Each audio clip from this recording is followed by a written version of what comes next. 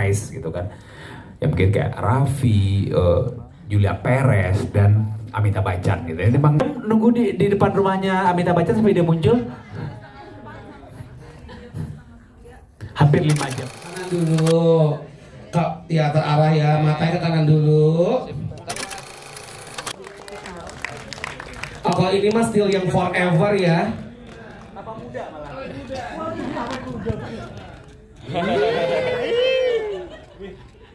Berikutnya ada Fajri Mambutu.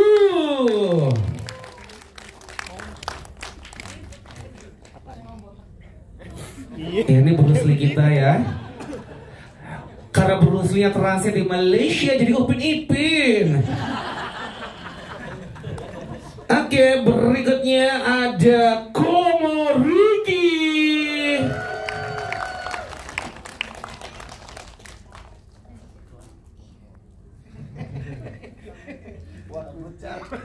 Berikutnya boleh kita berikan tepuk tangan juga untuk Atika Hasyolan.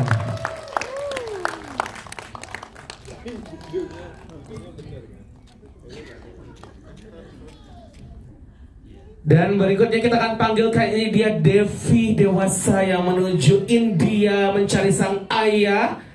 Please welcome Masayu Anastasia.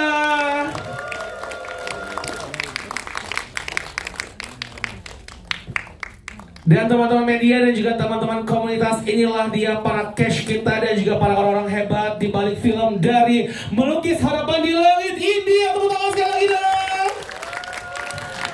Sebelum teman-teman atau rekan-rekan media memberikan pertanyaan aja gitu kan, ya kan, nggak pernah berubah ya Bu, ya Ibu Masayu Anastasia ya. Di film ini kan tentunya Anda memerankan sebagai Devi Dewasa. Bagaimana mempersiapkan diri untuk mendalami karakter ini, dan apakah ada kesamaan antara Masayu dan Devi? Nah, coba ya, silakan dijawab Masayu Anastasia.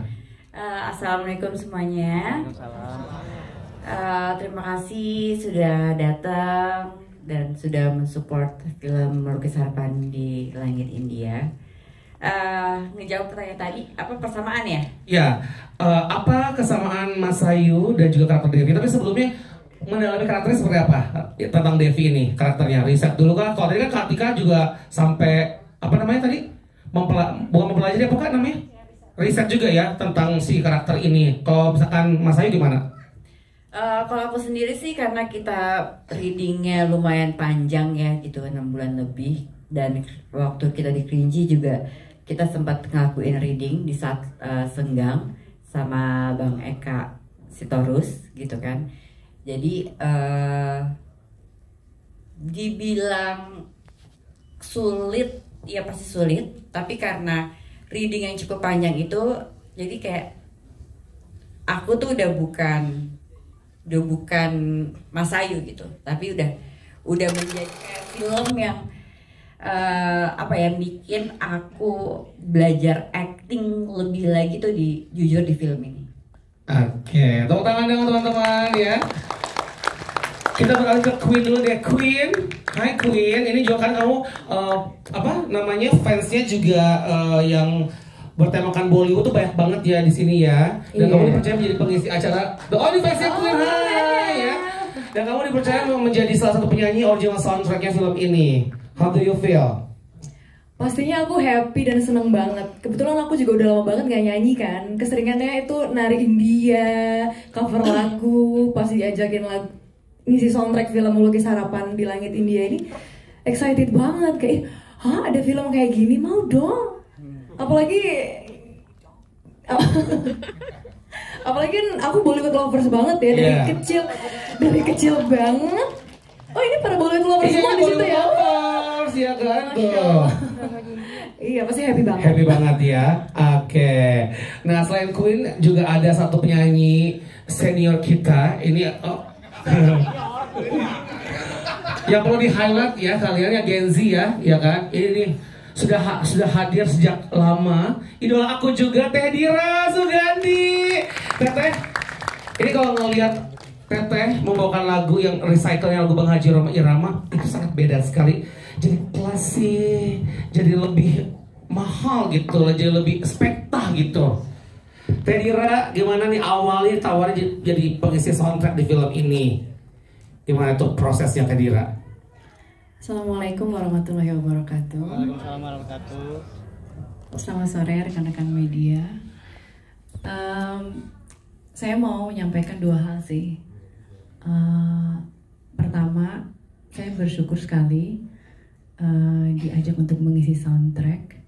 Karena sebenarnya saya tuh bukan penyanyi yang viral ya. Tapi saya merasa tersanjung dan senang banget. Hira selaku produser itu secara spesifik dia bilang begitu ada lagu ini saya pengen Teh Dira yang nyanyiin gitu. Jadi dia udah ada kebayang dan dia kekeh pengen aku yang nyanyiin. Jadi aku benar-benar merasa kayak okay, berarti I feel really appreciated gitu. Saya merasa kayak ternyata ya selama ini saya belajar, selama ini saya sekolah, saya berkarir sekian lama, ada orang yang memang ingin memakai suara saya di lagunya, di filmnya gitu. Pertama saya merasa bersyukur itu. Yang kedua juga saya merasa bersyukur saya mendapat kesempatan untuk meremake lagu seorang living legend, Rhoma Irama. Nah tapi itu kayak panah dua mata ya. Seneng banget, tapi kedua juga iya, betul sekali Anda. Seorang seniman besar seperti Rhoma Irama pastinya punya idealisme. Dan saya tahu dia seorang yang sangat perfeksionis juga. Jadi pastinya ada rasa, bukan takut, tapi kekhawatiran bagaimana Bang Rhoma akan bisa menerima lagu Kegagalan Cinta versi saya gitu. Tapi saya juga orang yang suka challenge juga. Jadi udah, bismillah aja. Waalaikumsalam warahmatullahi wabarakatuh. Oh itu bahasa Minang ya? Iya, bener nggak sih? Makanya juga bingung dikoreksi, bener nggak bahasa Minang nggak tadi? Yang mana? Assalamualaikum. Enggak, ya kita syuting. Iya Minang. Oh iya. Minang. Karena itu kerinci perbatasan antara Minang dan Padang, Sumatera Barat, ya kan? Kebanyakan film gini nih. Iya bener. Filmnya banyak banget soalnya kan. Kalau aku sih sebenarnya gini ya, yang jelas ketika dapat satu karakter, misalnya itu Minang, Jawa atau apapun itu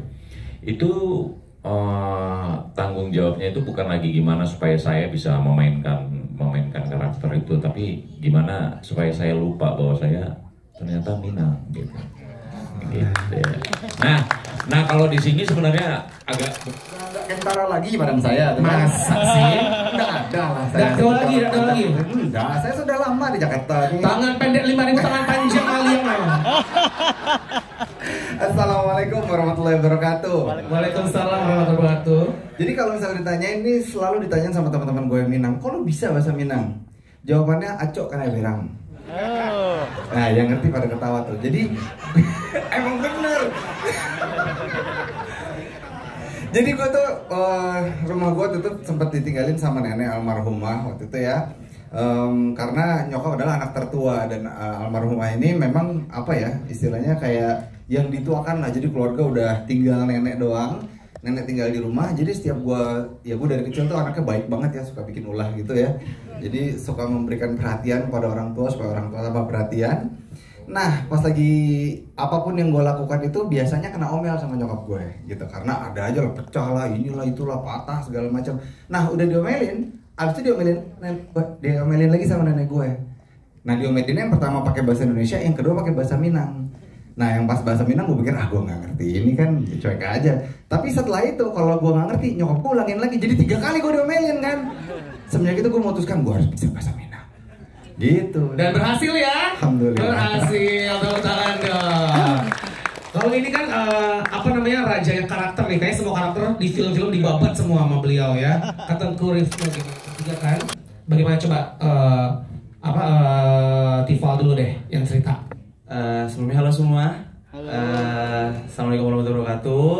Aku Tifal Fadil Haris jadi uli kecil. Nah kalau yang ini uli bakar. Bercanda. Bercanda, nggak sengaja. Kebercandaan banget. Jadi ketika proses syuting itu yang paling berkesan, sebenarnya paling berkesan itu dari pra produksi, karena ini kan drama musikal dan aku tuh nggak punya basic nari, nggak punya basic yang bisa lincah untuk jangan. Nah itu tuh sampai waktu itu sempat reading juga sama Om Eka Sitorus, sampai dia ikut turun tangan buat bantuin joget. Ayo dong masih udah hampir 3 bulan masih mandek aja jogetnya nih. Iya, jadi waktu itu belum ada TikTok ya kan? Iya, belum ada TikTok. Jadi kalau misalnya kalau udah ada mah udah langsung ini ya, viral ya, FYP ya. Langsung gini-gini jogetnya. Iya kan? Dulu masih kaku ya Pak ya? Iya, dulu masih kaku. Terus ya itu sih paling berkesan. Jadi proses nari itu sama reading bareng-bareng bisa dalemin karakter si Uli Bakar ini. Iya. Si Uli kecil. Ya kan. Nah ini sebelahnya ada Naomi as a Devi cilik ya, Devi kecil. Selamat sore semuanya. Yang nggak berubah tuh apa coba? Suaranya. Bisa nebak? Selain suaranya, bisa nebak nggak? Apa ya? Senyumnya tuh masih sama ya senyumnya ya. Iya loh. Aku juga ngerasa aku beda banget dan aku juga belum nonton filmnya guys. Jadi ini aku juga nggak sabar banget. Oh gitu ya? Iya. Masa sih? Iya. Kamu tuh gemesin banget tau. Aku tuh masih coba untuk inget-inget memori scene salah satunya gitu. Oh, Tapi gitu. yang paling aku inget dan paling berkesan juga adalah karena bener kata Tival tadi latihannya tuh lumayan lama. Dan saat itu tuh aku lagi sering banget mainnya film sedih-sedih. Pas aku dapet tawaran ini, filmnya tuh musikal, ada komedinya juga. Plus kalau dulu Tival kan katanya aku ya susah. Kalau aku dulu orangnya extrovert parah dan pecicilan banget. Jadi suka banget dance. Makanya pas dapet tawaran film ini tuh senang banget, seru. Dan iya, Devi kecil sekarang kelihatannya kecil lagi ya. Gitu dari aku gitu aja. Terima kasih. Oke, ke sebelahnya nih ada Emil kecil juga ya. Semuanya sore. Gimana Mia? Kalau ada 2 teman kamu ini kan tadi udah menjelaskan nih. Kalau kamu sendiri seperti apa? Ini kita namanya tim Delulu. Tim Delulu. Tim Ya. Delulu Karena kecil. kita punya apa? Geng. Iya, kita punya masing-masing tuh delulunya masing-masing gitu kan. Iya. Kita dari Bruce Lee, ya kan kita punya ini dari Amitabh Bachchan, terus Roma Irama. Iya. Betul. Kalau untuk proses syutingnya sih fun banget karena kan kita kan di luar kan, maksudnya di Kerinci itu dingin. Yang paling berkesan sih kayak proses readingnya gitu-gitu kan segala macam, apalagi kan aku kan dari Bruce Lee kan. Terus kayak harus belajar double stick dan lain-lain itu agak-agak susah, cuman ya fun aja sih alhamdulillah. Maksudnya alhamdulillah akhirnya kita filmnya jadi juga gitu. Benar ya, ini tim Delulu karena punya idolanya masing-masing. Roma Irama, Amitabh Bachchan, kamu Bruce Lee, aku Sailor Moon ya. Oke, terima kasih ya. Terima kasih banyak. Udah beranjak dewasa. Akan muncul Devi. Makanya even pemilihan karakter Atika itu hasil komunikasi kolaborasi saya dengan Emilka itu benar-benar sudah pendalaman duluan. Makanya sebagai seorang produser ya berat, tapi karena kolaborasinya memang sama orang-orang yang sudah punya power di situ, punya pengalaman di situ, sehingga harapannya memang karakter-karakter yang muncul di film ini itu bisa dinikmati oleh semua orang. Kalau sebagai pemain, saya coba karena ada Bang Eka Sitorus sebenarnya. Jadi proses kita itu sepenuhnya ada lebih dari 6 bulan ya, Jess ya. Kamu 6 bulan lebih itu kita mulai dari reading, latihan, dialog dan segala macamnya. Dan itu sepenuhnya didukung sama Bang Eka Sitorus. Jadi kalau sebagai produser, you need to be everywhere. Kalau as an actor, ya you must be in the moment. So it's hard, tapi berharap semoga rekan-rekan semua bisa menikmati. Assalamualaikum dulu lah ya. Iya. Biar Islami dikit kita. Assalamualaikum warahmatullahi wabarakatuh. Waalaikumsalam warahmatullahi wabarakatuh. Alhamdulillah. Gimana tadi pertanyaannya? Kan disuruh nyanyi gak mau. Ini Minang kali. Oh, Minang kali. Iya. Ya karena emang aslinya orang Minang dan emang gedenya di Minang. Bahkan gue punya tato Minang gitu loh. Jadi ya Minang banget, Minang Pride. Minang Pride ya. I love you Minang forever. Oke. Ya. Tadi mau ini ada challenge nyanyi tapi nggak mau nyanyi. Ya kebetulan kemampuan untuk menyanyi itu belum gua sah lagi, jadi tunggu aja sebentar lagi ya. Iya, sebentar lagi ya. Bikin penasaran dulu. Oke, kita ke sebelahnya. Ini ada Atika, hasilan ke Atika ya. Ini ibunya Devi melihat tokoh Ida yang sangat menyukai India dan punya karakter Delulu. Nah, kalau mempersiapkan tuh gimana nih Katika nih? Apakah riset dulu? Apa memang langsung? Karena tadi prosesnya juga kata Kak Fajri panjang ya, sampai menentukan Kak Atika ini menjadi ibunya Devi. Setelah ditawarkan dan dapat, gimana nih prosesnya, riset kah sampai ke India kah mungkin, atau memang belajar India dulu apa gimana nih? Coba. Ya, Assalamualaikum warahmatullahi wabarakatuh. Jadi ya pas dapat skrip ini dipelajarin gitu ya. Kalau aku emang biasanya nggak tahu ini baik buruk benar salah gimana ya.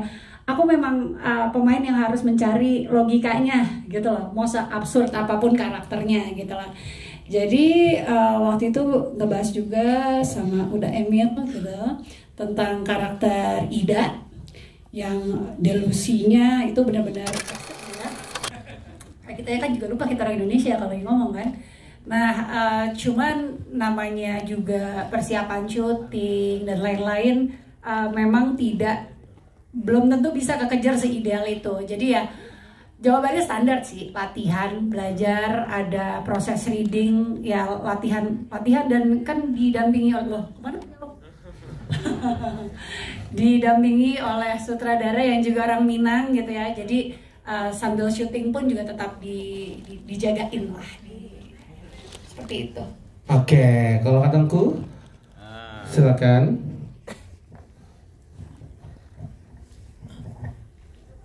Berdialek Minang ya, gimana rasanya katanya? Proses film melukis harapan ya.